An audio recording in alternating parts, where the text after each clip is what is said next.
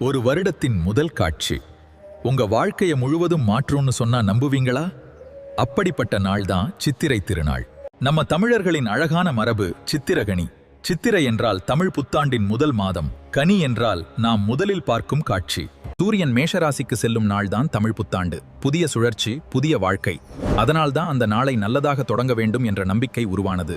இந்த நாளில் பிரம்மா உலகத்தை படைக்க தொடங்கினார் என்று நம்பப்படுகிறது. அதனால் இது ஒரு புதிய தொடக்கத்தின் நாள். இதே மரபு கேரளாவில் விஷு கனி என்று கொண்டாடப்படுகிறது.